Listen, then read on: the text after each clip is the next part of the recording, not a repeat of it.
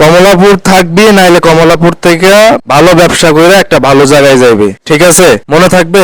জি। দর্শক, এই কথাটা কেন বললাম, কারণ এই ছেলেটি হচ্ছে আমাদের কুমিল্লার, আর আমি যেহেতু কুমিল্লার সন্তান, কুমিল্লার মানুষের প্রতি একটা টান থাকার কথাই, তো সেই জায়গা থেকে এই ছেলেটি হচ্ছে কমলাপুর রেল স্টেশনে থাকে এবং এইখানে অনেক সময় হয়তো খাবার দিলে খায়, কেউ না দিলে না খায়। কিছু করো কমলাপুরে তুমি? জি না। কিছু করো না? জি না। তাহলে কিভাবে খাও তুমি এখানে? এখানে সেন্টারে গিয়ে খাই। সেন্টারে গিয়ে খাও, ওই যে পড়ালেখা করায় সেখানে? জি। তো এটা তো জীবন না।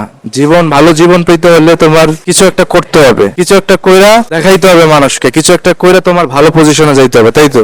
জি। তোমার পরিবারে কে কে আছে? আমার পরিবারে মা বাবা মারা গেছে। মা বাবা মারা গেছে? জি। কেউ নাই? জি না, আমার বাইরে আছে। সত্যি করে বলো, কেউ নাই? জি না। শুধু তোমার ভাই আছে? জি। তোমার ভাই কি তোমার বড় নাকি ছোট? ছোট? জি। ওর দায়িত্ব কে নিছে তোমার ছোট ভাইয়ের? আমার ছোট ভাই দেখতে একজন লোকে নিছে। একজন লোকে নিছে?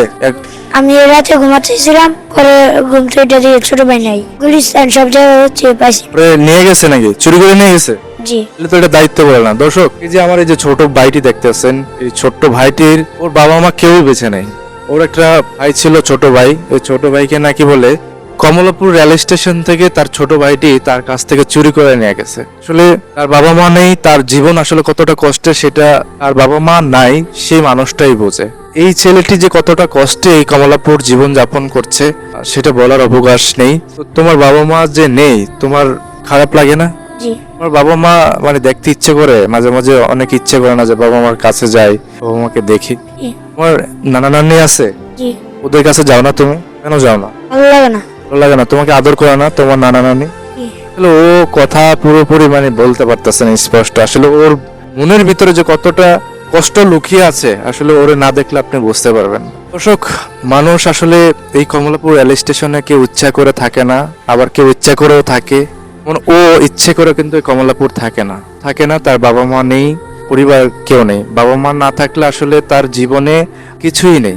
তো যার বাবা মা নেই তার জীবনে কিছু নেই, তার জীবনে শখ আহ্লাদ বলতে কোনো কিছুই নেই। চাইলেও এখন পড়ালেখা করতে পারতেছে না, চাইলেও তার বন্ধুদের সাথে খেলাধুলা করতে পারতেছে না, চাইলেও সে ভালো কাপড় চোপড় পরতে পারতেছে না, চাইলেও সে ভালো খাবার খাইতে পারতেছে না। মানুষের জীবনযাপন আসলে আল্লাহ কখন কারে কোথায় নিয়ে যায় সেটা আমরা বলতে পারি না। ছোট ভাইটি একটা সময় ভালো ছিল, পরিবারের সাথে ছিল, আজকে জীবনযাপন কতটাই চেঞ্জ হয়ে গেছে। প্রতিটা মানুষই আল্লাহ চাইলে জীবনযাপন পরিবর্তন করে দিতে পারে, তার জীবনযাপন সহজ করে দিতে পারে, আবার তার জীবনযাপন কঠিনও করে দিতে পারে।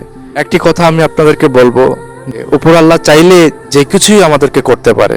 আপনাকে চাইলে ভালো পজিশনে নিতে পারে, আপনাকে চাইলে খারাপ পজিশনে দিয়ে দিতে পারে। সর্বদা আমরা মানুষের পাশে দাঁড়াবো, সর্বদা মানুষের দুঃখে কষ্টে আমরা সবসময় শেয়ার করে নেব।